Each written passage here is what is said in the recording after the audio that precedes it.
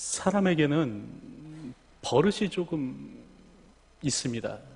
특별히 어떤 버릇이 있냐면 자기가 당하는 고난을요 조금 이렇게 과대평가하는 그런 버릇이 종종 있습니다. 오늘 우리가 살아가다 보면 이렇게 크고 작은 고난을 당하죠.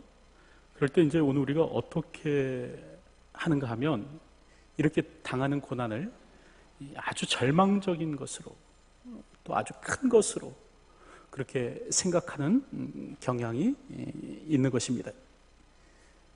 그래서요, 작은 돌부리에 걸려 넘어져도 태산에 걸려 넘어졌다, 뭐 이렇게 착각하곤 합니다. 흔히 이러한 모습을 리틀 치킨 신드롬이라고 이야기를 합니다. 리틀 치킨 신드롬이 뭐냐? 이게 원래 이제 영국의 전래 동화에서 유래된 말인데요. 옛날에 리틀이라는 이 꼬마닭이 있었습니다. 근데 이 꼬마닭이요, 어느 날 우연히 이 도토리 나무 밑을 지나가다가 나무에서 떨어지는 이 도토리를 머리에 맞게 됩니다. 근데 이때 이 도토리를 맞은 꼬마닭이 무엇이라고 생각하든가? 하늘이 무너진다, 뭐 이렇게 생각을 하게 되는 것이죠. 그리고 마을을 돌아다니면서 이제 재앙이 일어났다, 하늘이 무너지게 되었다, 뭐 이렇게 소리를 치고 다니게 됩니다. 결국 이 꼬마닭은요, 이럴 때는, 이렇게 하늘이 무너지게 될 때는 자신의 집이 가장 안전하다라는 이 여우의 말에 속아 넘어가게 됩니다. 그래서 이 꼬마닭이 여우굴로 피신하게 돼요. 결국 여우의 먹잇감이 되는 위기에 빠지게 되는데, 이럴듯 리틀 치킨 신드롬이란 말은 무슨 말이냐? 가장 안 좋은 것을 떠올리는 것, 그러니까 마음속에서 가장 최악의 상황을 가정하는 것, 이게 바로 리틀 치킨 신드롬입니다. 그리고 이제 절망과 포기 가운데 빠져서 살게 되는 것이죠. 근데 오늘 우리도 간혹 이러고 산다라는 것입니다. 오늘 우리에게 주어지는 이 문제를요, 이 고난을 가장 안 좋은 최악의 상황으로 가정을 하고 좌절하고 실망하면서 그렇게 살아갈 때가 있다라는 것입니다. 사실 성경을 보면 성경 곳곳에도 그러한 모습이 기록되어 있는 것을 볼 수 있는데요. 특별히 사무엘상 17장을 보면 이런 얘기가 있습니다. 골리앗이라는 장수가 나오는데요. 이 사람이 어떤 사람인가? 성경을 보니까 이렇게 기록해요. 키는 6규빗 1뼘이요. 지금으로 따지면 한 3m쯤 되는 키였던 것 같습니다. 머리에는 노투구를 썼고 머리까지 단단하게 이제 무장을 하고 있는 상태죠. 몸에는 비닐 갑옷을 입었으니, 그러니까 물고기 비닐을 뜻합니다. 어린 갑이라고 흔히들 얘기하죠. 이런 갑옷을 입었고 그 갑옷의 무게가 놋 5,000세겔이며, 그래서 5,000세겔은 약 57kg에 해당되는 무게입니다. 그러니까 이제 쌀 한 가마 정도의 무게의 갑옷을 입고 다녔다라는 말이고요. 그 다리에는 놋각반을 쳤고 어깨 사이에는 놋단창을 메었으니 그 창자로는 배틀채 같고, 제가 배틀채를 본 적이 없는데 아마 무지무지하게 컸던 것 같습니다. 창날은 철 600세겔이라고 얘기하는데요. 지금으로 키로로 따지면 약 7kg입니다. 그러니까 쇠붙이로 된 이 창날만 7kg에 해당된다. 그리고 방패든 자가 앞서 행하더라라고 기록합니다. 골리앗이 어떤 사람이냐? 완전 무장한 거인이라는 이야기입니다. 그랬을 때 이 골리앗을 본 이스라엘 백성들의 반응은 무엇이었는가? 성경은 이렇게 기록하죠. 놀라 크게 두려워하니라. 여기서 놀라다라는 말은요, 파괴되다, 부서지다라는 말에서 나온 말입니다.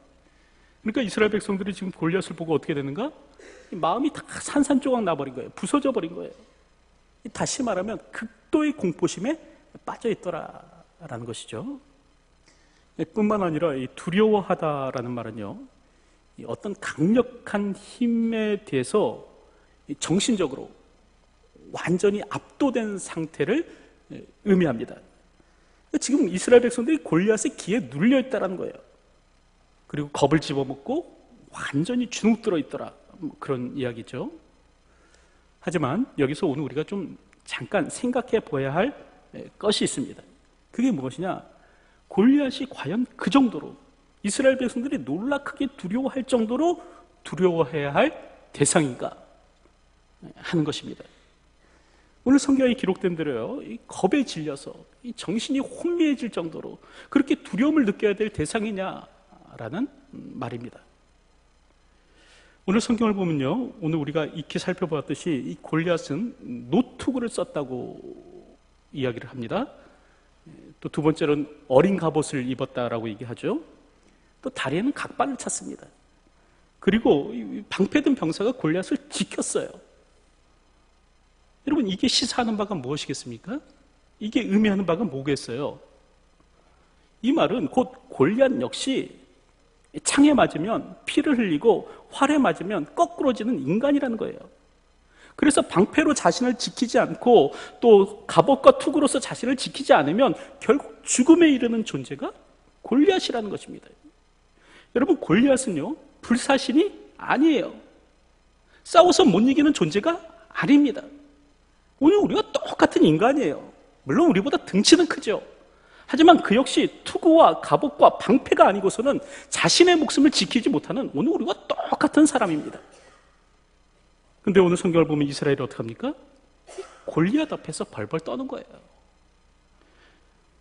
오늘 우리는 간혹 정말 두려워해야 될 대상은 두려워하지 않고 정말 두려워하지 않아도 되는 그런 존재는 두려워하면서 사는 경향이 있습니다.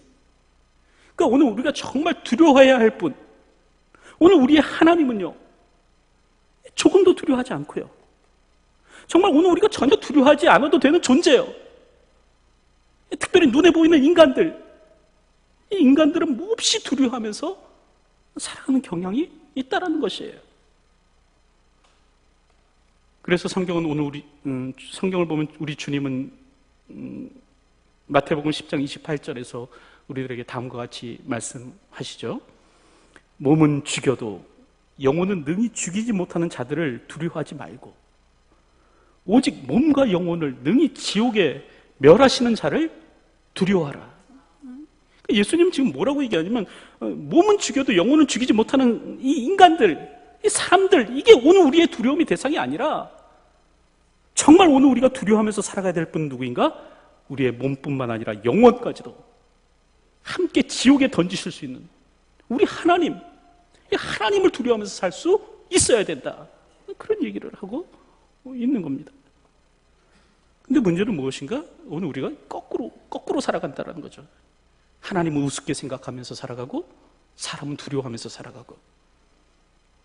그런데 이는 이스라엘 백성 역시 마찬가지였습니다. 사무엘상 17장을 보니까 이스라엘 백성들이 지금 누구를 두려워하더라? 사람을 두려워하더라는 거예요. 그리고 이 사람이 두려워서 이 구덩이 같은 곳에 머리를 쳐박고 무서워서 벌벌 떨더라라는 거예요.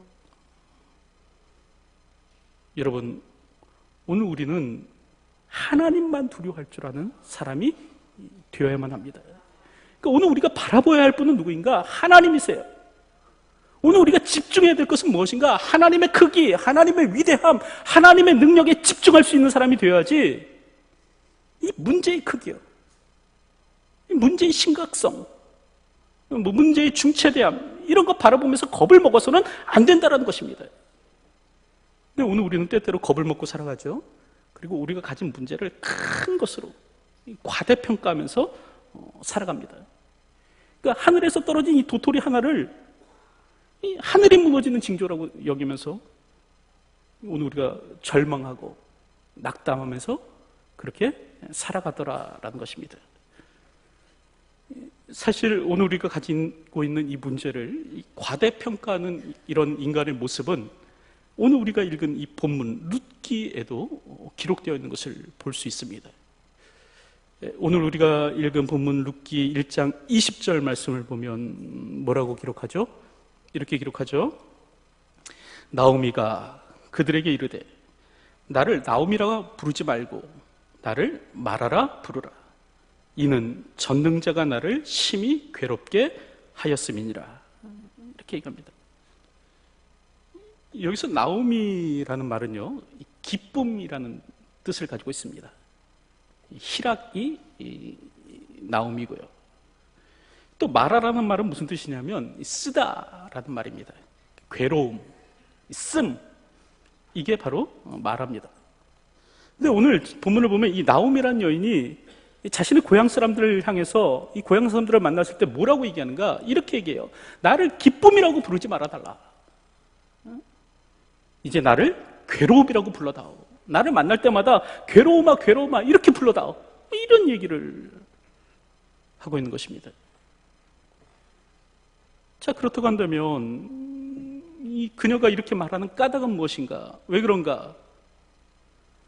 그 까닭을 살펴보면요, 오늘 우리가 읽지는 않았지만 이 룻기 1장 1절을 보면 지금 베들레헴 땅에 이제 기근이 드는 것을 볼 수가 있죠. 이 베들레헴이라는 말은 이 떡집이라는 말입니다. 이 빵집이죠. 이 빵집에 빵이 떨어졌어요. 기근이 들었다라는 얘기죠. 그랬을 때 어떤 일이 일어나는가? 이 나오미와요, 그의 가족이 이 모압 땅으로 이사를 가게 됩니다. 근데 여러분, 여기서 그들이 이사 갔던 이 모압은 어떤 지역입니까? 첫째로요, 그모스 사람을 섬기던, 이방신을 섬기던 사람들이 사는 지역이 바로 이 모압 땅이었습니다. 뿐만 아니라 둘째로 이 모압 민족은 어떤 사람들이었냐면, 이스라엘 백성들이 출애굽해서 가나안 땅으로 들어갈 때 이스라엘 백성들에게 길을 빌려주지 않은, 이스라엘 백성들이 아무것도 안 하겠다, 우리가 온물을 마시면 그 물가까지도 다 내겠다라고 얘기했음에도 불구하고 그 길을 열어주지 않고 길을 빌려주지 않고 박대했던 민족이 누구인가? 이 모압 백성이었습니다. 이것도 모자라서요, 모압 왕이었던 이 모압 왕 발락은요, 거짓 선지자, 이 주술 전문가를 초청을 해서 이스라엘 백성들을 저주토록 했던 왕이 모압 왕이었습니다. 그리고 이제 하나님께서 이스라엘 백성들을 지키시죠. 그러자 이 저주가 통하지 않아요. 그러자 이 모압 왕이 무엇을 계책했냐면, 이 모압 여자들을 꼬셔가지고 여자들을 통해서요, 이스라엘 백성 남자들을 유혹하게 한 거예요. 그래서 음란과 우상 숭배에 빠지도록 만들었던 민족이 누구인가? 이 모압 민족입니다. 결국 하나님께서는요, 이 모압 사람은 그 10대 후손에 이르기까지 여호와의 회중에 드는 것을 금지하게 하신 그 민족이 이 모압 민족이라는 것입니다. 근데 오늘 성경을 보니까 이 나오미의 가족이 약속의 땅을 버리고 이 모압 땅으로 갔다라고 그렇게 기록하고 있습니다. 왜 갔다고요? 보다 잘 먹고 잘 살기 위해서, 보다 편안하게 살기 위해서, 넉넉하게 살기 위해서, 여유 있게 살기 위해서 갔다라는 것이에요. 하지만 이들이 이런 선택을 했을 때 결국 그들에게 주어진 것은 무엇인가? 무엇이 주어졌습니까? 오늘 성경 21절을 보니까 텅 빈 살만이 주어졌더라라고 그렇게 기록하고 있습니다. 오늘 우리가 읽은 본문 21절을 보면 그런 얘기가 나오죠. 이렇게 얘기합니다. 내가 풍족하게 나갔더니. 그러니까요, 이 나오미와 그의 가족이 이 베들레헴을 벗어나갔을 때는 이게 모자라갖고 기근 때문에 굶어 죽기 직전에 나간 것이 아니에요. 그래도 가지고 있고 그래도 여유가 있을 때 나간 거예요. 내가 풍족하게 나갔더니 어떻게 됐다고요? 여호와께서 내게 비어 돌아오게 하셨느니라. 결국 텅 빈 삶으로, 비어버린 삶으로 고향 땅으로 돌아오게 되었더라라는 것입니다. 이렇게 이 텅 빈 삶 가운데서 고향 땅으로 돌아오게 되었을 때, 이때 나오미가 한 말이 무엇인가? 고향 사람들을 만나서 그녀가 한 말이 무엇인가? 이 좌절과 절망 가운데서요, 이런 얘기를 해요. 나를 나오미라고 부르지 말아달라. 나를 기쁨이라고 얘기하지 말아달라. 나를 괴로움이라고 불러다오. 이런 얘기를 하는 것입니다. 지독한 절망 가운데서 지금 허덕이고 있는 모습이 본문 가운데 기록되어 있는 것입니다. 하지만 여러분, 오늘 성경을 보십시오. 정말 나오미가 이렇게, 지금 나오미가 처한 상황이 정말 고통의 상황인 건 맞아요. 그렇죠? 안 좋은 상황인 건 맞습니다. 하지만 그러나 그렇다고 해서 지금 나오미가 처한 상황이 이렇게 절망 가운데서 괴로움만을 호소할 수 해도 좋은 그런 상황이냐, 정말 지독히 절망적인 상황이냐, 그것은 아니다라는 것입니다. 왜 그런가? 첫째로요, 그녀에게는 오늘 성경을 보면 아직도 살아서 숨을 쉴 수 있는 생명이 있었습니다. 그리고 이 생명이 있었다는 얘기는 무슨 말이냐면 다시 재기할 수 있는 기회도 있었다는 얘기예요. 여러분, 오늘 우리가요, 결코 포기하지 않고 버티는 한 오늘 우리에게는요, 기회가 반드시 다시 주어지는 법입니다. 여러분, 우리 하나님은 그렇게 찌찌하신 하나님이 아니세요. 오늘 우리에게 한 번 기회를 주고 나서 너 기회를 살리지 못했네? 선용하지 못했네? 야, 이제 다시는 없다. 기회를 박탈해 버리시는 분이 아니시다라는 것이에요. 오늘 우리는 하나님을 때때로 째째한 하나님으로 오해할 때가 있는데 우리 하나님은 그런 분이 아니시다라는 겁니다. 여러분들도 간혹 버스를 타고 다니시죠? 버스를 타고 다니실 때 버스를 놓쳤다고 혹시 좌절하시는 분 계십니까? 안 계시잖아요. 저 역시 마찬가지예요. 저는 버스를 타고 다닐 때 제가 버스를 놓쳤다고 해서요, 단 한 번도 좌절해 본 적이 없습니다. 대단하지 않습니까? 저는 심지어 이렇게 버스를 몇 발자국 앞에서 놓친 적도 있어요. 그렇다고 해서 버스를 놓쳤다고 해서 저는 실망하지 않습니다. 왜요? 이 버스라는 건 조금만 기다리면 또 오기 때문에 그래요. 조금만 기다리면 다시 또 다른 버스가 오기 때문에 저는 버스를 놓쳤다고 해서 전혀 실망하지 않습니다. 그런데 기회도 마찬가지예요. 한 번 놓치면 다시는 안 오는가? 그렇지 않다니까요. 하나님께서는요, 은혜로우시고 자비하시고 인자하신 그 하나님께서는 오늘 우리에게 기회를, 또 새로운 기회를 허락하시는 분이 우리 하나님이십니다. 그러므로 믿음 가운데 참고 인내하고 소망하고요, 기다리다 보면 하나님께서는 오늘 우리에게 새로운 기회를 주실 것입니다. 기회를 놓쳤다고 인생 끝난 것이다 이렇게 생각해서는 안 돼요. 여러분 잘 아시잖아요. 대학 입시 실패했다. 여러분 이게 인생 끝난 겁니까? 아니잖아요. 그렇죠? 뭐 연애하는 일에 실패했다. 뭐 삶이 끝난 겁니까? 아니에요. 취직에 실패했다. 공모전에 떨어졌다. 인생 망한 겁니까? 아니에요. 내가 포기하지만 않는다면 언제든지 새로운 기회는 다시 내게 찾아오는 법입니다. 이는 역시 나오미도 마찬가지였는데요.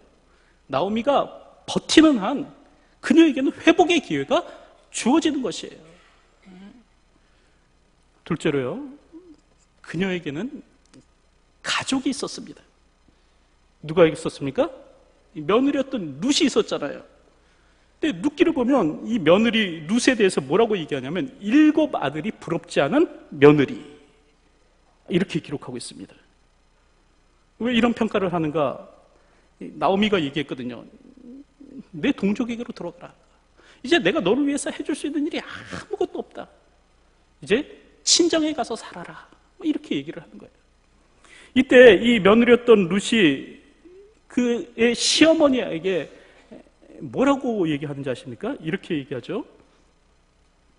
어머니의 백성이 나의 백성이 되고 어머니의 하나님이 나의 하나님이 되시리니 어머니께서 죽으시는 곳에서 나도 죽어 거기 묻힐 것이라. 만일 내가 죽는 일 외에 어머니를 떠나면 여호와께서 내게 벌을 내리시고 더 내리시기를 원하나이다. 이렇게 얘기하는 거예요. 여러분, 세상에 세상 천지에 이런 며느리가 어디 있습니까? 이 어머니의 마음을 갖다가, 시어머니의 마음을 갖다가 그렇게 위로해주고 싸매어주고 어루만져주는 그런 어머니가 어디 있겠습니까? 사실 여러분도 아시다시피 이 진리 비스무리한 말이 있지 않습니까? 며느리는 결코 딸이 될 수 없고, 시어머니는 결코 친정엄마가 될 수 없다.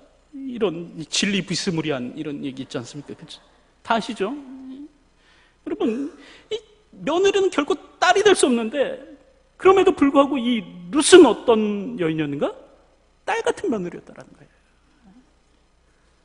사실 시어머니하고 며느리의 관계, 이게 참 어렵잖아요. 그렇죠? 좀 묘한 긴장감이 흐르는 그런 관계 아닙니까? 저는 잘 모르겠는데 좀 어색하고 불편한 사이 맞습니까? 뭐 별로 반응이 없으세요? 언젠가 들은 얘기인데 그런 이야기를 들은 적이 있는데요. 이 며느리들이요, 참 좋아하는 찬송이 있다는 것이에요. 이 며느리들이 이 찬양만 부르면 꼭 은혜를 받는데요. 어떤 찬양일까? 특별히 이제 시어머니하고 이게 불편한 관계에 있는 며느리들 있잖아요. 이 며느리들이 이 찬송만 부르면 크게 감동받는다고 합니다. 그 찬양이 어떤 찬양일까요? 아세요? 찬송가 325장이라고 해요. 무슨 찬양송인가? 예수가 함께 계시니라는 찬양인데요. 왜 며느리들이 이 찬송을 좋아하는가? 찬양 가사가 그렇죠. 예수가 함께 계시니 시험이 오나 겁없네. 아직 이해가 안 되시는 분들이 계신 것 같아요. 예수님이 함께 계시기 때문에 누가 와도 겁없다고요? 시어머니 와도 겁없다.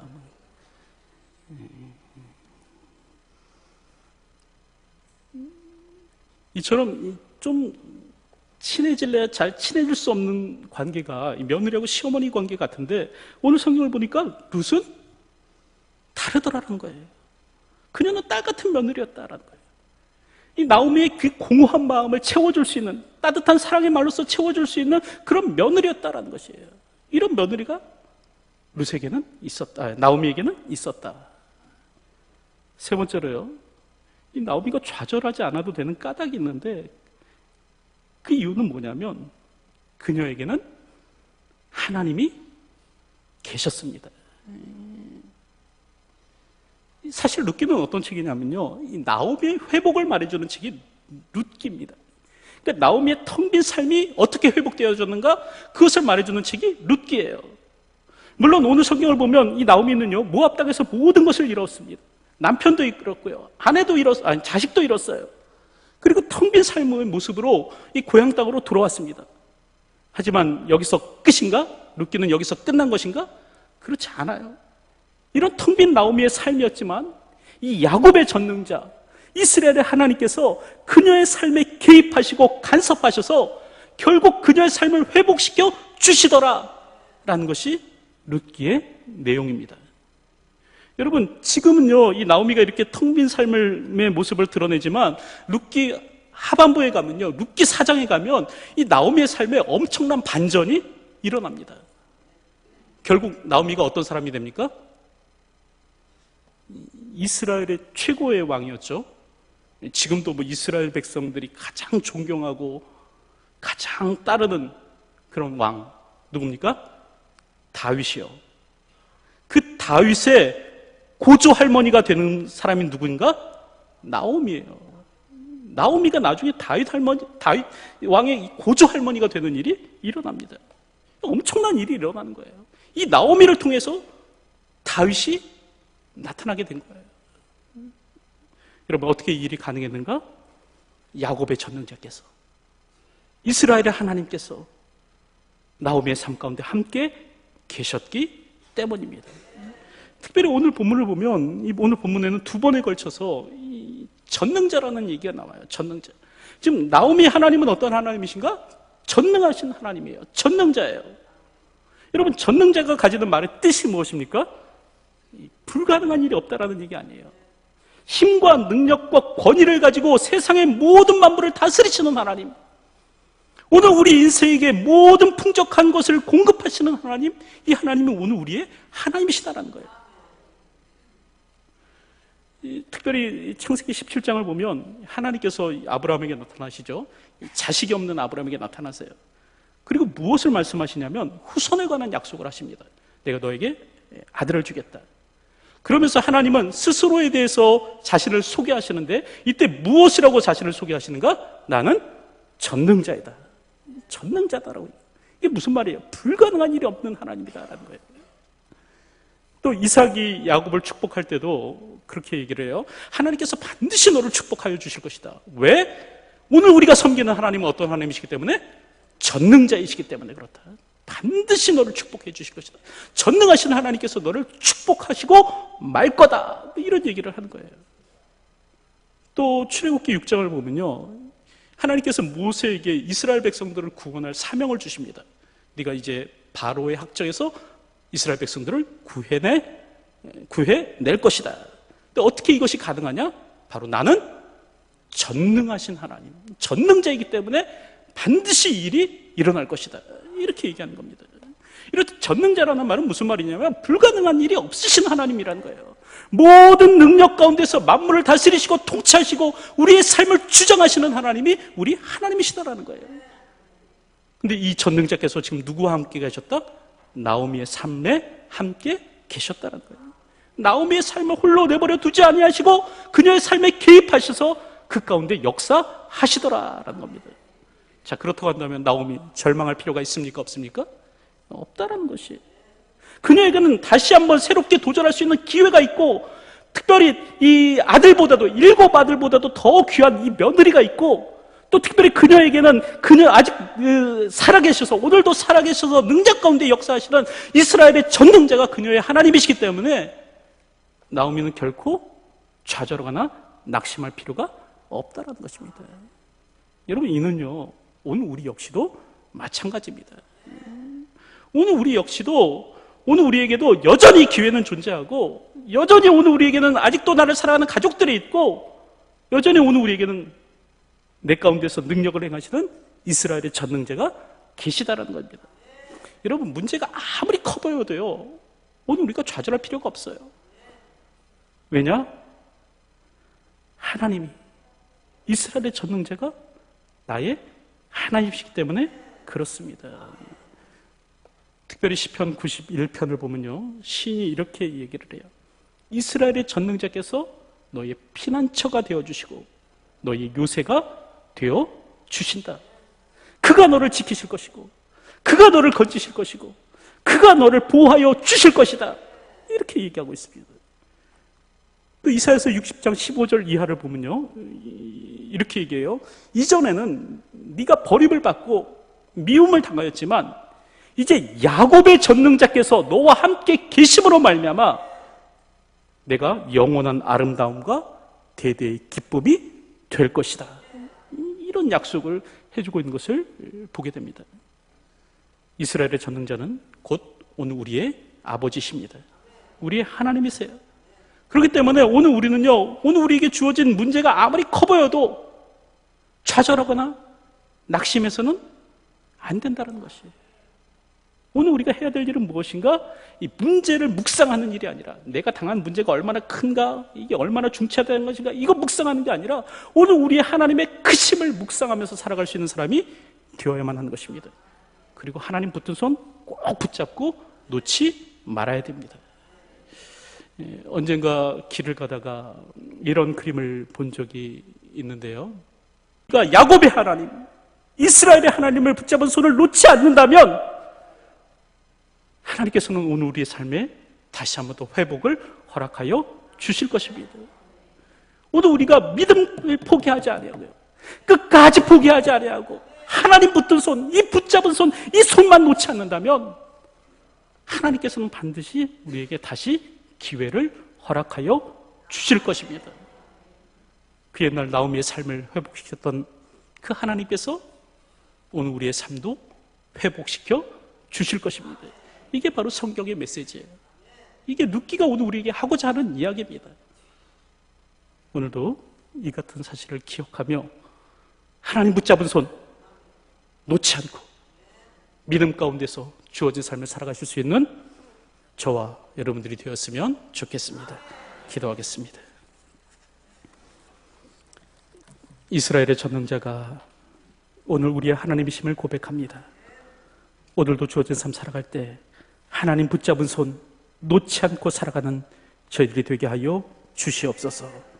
예수님의 이름으로 기도하옵나이다. 아멘.